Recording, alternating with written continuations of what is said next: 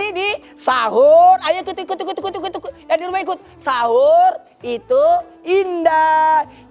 Alhamdulillahirrahmanirrahim. Karena hari ini kita membahas tema mengambil keuntungan di balik virus corona ini.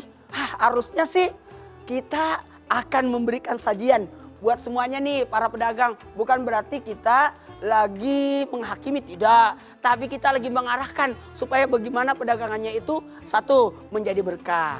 Dan yang kedua, supaya bisa tolong menolong dalam jual beli di balik pandemik ini. Nah, yang pertama kita bahas dulu ya. Nih. Buat yang di rumah. Bagaimana jual belinya supaya berkah? Yang pertama, berjual beli yang berkah itu adalah juallah atau menjual beli adalah sesuatu yang dijual adalah yang dihalalkan, bukan yang diharamkan. Karena menjual sesuatu yang dihalalkan adalah menghasilkan kebaikan. Tapi menjual beli yang diharamkan, maaf, Allah sudah haramkan. Tapi engkau jual, berarti Anda berkongsi dalam kejahatan itu. Karena ada dosa yang 10 orang kena. 10 orang kena, maksudnya apa? Yang menjualnya, yang membelinya, yang menyuruhnya, yang mentraktirnya, yang membuatnya, yang menyajikannya. Tahu kan? Dosa hamar itu.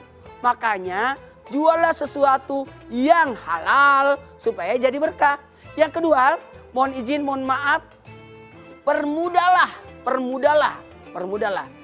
Apanya yang mau dipermudah? Jual belinya. Dan tadi kan saya sudah janjiin ada doa. Karena yang namanya jual beli itu tidak hanya sekedar ada usaha, tapi ada doa serta tawakal. Karena ketahuilah, ketika kita ada jual, niatkan untuk apa? Ada orang berjual beli supaya niatnya satu, tidak menjadikan tangannya mengemis. Dan ada orang menjual, berdagang supaya bisa membantu orang. Nah, makanya ketika mau jual beli, baca doa ini. Baca doa ini, baca. Terdapat di surah Yasin ayat 58. Bisa dicatat. Salamun qaulam bir rabbir rahim. Salamun qaulam bir rabbir rahim. Nah, ini yang dibaca ketika kita sudah berada di toko. Tapi ketika kita keluar rumah mau mencari nafkah. Ya, saya ingatkan lagi. Surah Al-Waqiah 89. Parauhu wa raihan wa jannatun naim, baca 11 kali. Karena di situ kita mencari karunia Allah. Karena kekayaan itu ada 5, rezeki, harta, rezeki, karunia, tentram dan nikmat. Dan ini diambil dalam satu ayat. Allah kemas ayat ini di surah Al-Waqiah di ayat 89. Parauhu wa raihanu wa jannatun naim. Rezeki, tentram, nikmat. 1, 2, 3 rezeki, tentram, nikmat. 1, 2, 3 rezeki, tentram, nikmat. Aku cari rezeki, aku cari ketentraman, aku cari kenikmatan. Itu kan yang dicari penjual. Ngapain kita jual tapi tidak nikmat? Ngapain tidak tentram? Makanya surah Al-Waqiah ayat 89. Surah Al-Waqiah 89 baca 11 kali ketika keluar rumah. Tapi ketika kita sudah ada di toko, baca lagi. Apa? Surah apa? Ayo. Yasin 58. Salamun qaulam mir rabbir rahim. Salamun qaulam. Jadi kita bacakan toko kita atau tempat kita supaya ini lahan usaha kita adalah untuk mendekatkan kita kepada Allah. Keselamatan bukan hanya di dunia, tapi mendapatkan keselamatan di akhirat. Gampangkan doanya, bisa dicatat. Sengaja saya suruh ambil doa yang ada dalam Quran kan supaya buka Quran. Nah, kalau begitu kita membahas nih. Berikutnya adalah bagaimana bisa tolong menolong dalam jual beli. Ternyata hari ini kita lagi diuji, tapi ternyata Allah kasih kita kemudahan. Terima kasih banyak orang yang dalam hal ini menjual sesuatu kebutuhan. Bayangkan orang cari masker tapi ternyata ada lagi jual masker. Artinya butuh lalu dikasih. Artinya apa? Seseorang jual beli itu adalah menyelesaikan permasalahan orang, menyelesaikan kebutuhan orang. Maka jual beli inilah ada di dalamnya tolong menolong. Artinya apanya? Tolong dan menolong, bukan tolong menodong. Nah itu. Sama juga, terima lalu kasih, menerima lalu memberi. Artinya apa? Ada kebaikan lalu diserahkan kebaikan itu. Karena ternyata bisa jadi rezeki kita ada pada orang lain. Atau terbaliknya, rezeki orang ada pada diri kita.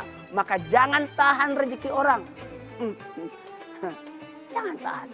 Makanya ibaratnya gini, orang yang menimbun, orang yang memperkaya diri, orang yang melakukan kecurangan, sebenarnya dia sudah merusak dirinya. Kenapa? Karena Allah yang atur semua itu, sementara Anda mendahului takdir Allah. Artinya melakukan kecurangan adalah ketakutan. Ketakutan akan kemiskinan, ketakutan akan kehilangan, ketakutan untuk diambil haknya orang. Ternyata tidak. Allah sudah menggariskan, daun yang jatuh aja sudah Allah atur. Makanya mumpung di bulan Ramadan ini, para penjual, para pedagang, ayo beribadahlah lewat perdagangan kita. Beribadahlah lewat jual beli kita. Karena ternyata ada bentuk tolong menolong yang sangat dianjurkan. Wa ta'awanu 'alal birri wat taqwa. Bukankah jual beli itu bagian daripada bagaimana kita mendekatkan diri kita kepada Allah? Maaf ya, sekali lagi ada bentuk pembelajaran yang kita bisa ambil dari sosok Abdurrahman bin Auf. Bagaimana Abdurrahman bin Auf sosok orang kaya di mana di Mekah. Kemudian dia hijrah dengan tidak membawa apa-apa. Kosong. Lantas orang berkata, "Kau tinggallah di rumahku. Kau ambillah istriku." Kata orang Ansar, karena Muhajirin itu bersaudara dengan orang Ansar.